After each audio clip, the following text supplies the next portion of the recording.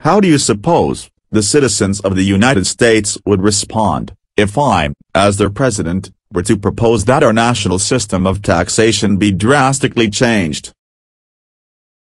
Changed to a system dependent upon free will offerings or burnt sacrifices, without compelled performance, or punishments, for non-compliance or non-payment of excise taxes? By change, I mean that the government of the U.S. would be dependent upon the free will offerings of its citizens as the source of all its financial revenue in order to provide all government services. How would the average U.S. citizen respond to this type of fundamental change in the nature of the U.S. tax and treasury system? Would Americans unselfishly choose to give enough free will financial support to fund the government, without government agencies like the IRS compelling performance, so that the social welfare needs of the elderly, disabled, orphans, and other members of the corporate body politic, with either permanent or temporary needs, be cared for? Do you believe that the character of U.S. citizens is such that, if given this extreme level of freedom, they would actually love their neighbor as much as they love themselves? Or is their character such that they need to be forced and compelled to care for those in need through legislated taxation and forced compliance by agencies like the IRS? If the United States already had a government treasury, or financial support system, based on free will offerings, would U.S. citizens be living in a constant state of fear? Being afraid that their neighbors would not choose to freely give offerings to support the U.S. government's social welfare system? Which might have a direct effect on their own current or future welfare needs, such as Social Security entitlements, public schools, unemployment benefits or financial bailouts. For example, government-funded public schools are a form of social welfare under the Department of Education. Education improves the welfare of the individual and community. But public schools are funded by compelled taxes, typically in most communities, property taxes on real estate. In the current system, if property taxes are not paid, then the legal owner can have his property seized and sold at a sheriff's sale. These compelled taxes make sure that there is enough money to educate school-age U.S. children. The typical U.S. family has a couple of children. The GAO states that the average cost per student, per year, is about $10,000 for public school tuition. So if a U.S. citizen has 2 children, registered in government-funded, public schools, the cost for his 2 students, per year, would be $20,000. Can the average U.S. family, with 2 children in public schools, realistically afford to pay $20,000 per year to send their 2 kids to school? Or does the typical U.S. citizen with 2 children in the public schools pay their annual compelled property taxes while believing that public schools in the U.S. are free? Public schools are not free. The average U.S. property taxes, on real estate, are about $2,000 per year. Since property taxes primarily fund public schools, and the cost to educate 2 U.S. children in public schools, for 1 year, totals $20,000, where does the other $18,000 come from? Doesn't it come from all the other neighbors that are also paying, on average, $2,000 per year, in property taxes, whether those neighbors have children registered in public schools or not? In fact, for the current education system to work, most real estate property taxes are paid by legal owners, or renters, that do not have any children registered in the system. And what happens if those neighbors cannot afford to pay their compelled property taxes that fund the public education system? Are they forgiven if they cannot pay their property taxes? Or are they punished by fines, and interest, and even loss of property by forfeiture and seizure? Could the family be forcibly removed from their home for non-payment, by the sheriff or IRS, even if they are merely suffering some temporarily hard financial times?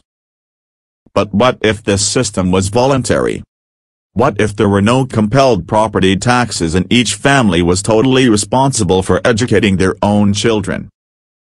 And responsible to freely choose, out of love for their neighbor, to voluntarily give sacrifices of time and money, to help other families who are finding it difficult, to balance all the demands of family life. Maybe both parents work outside the home, and do not have the time to educate their own children, and don't make enough money to pay the total tuition bill to educate their kids outside the home.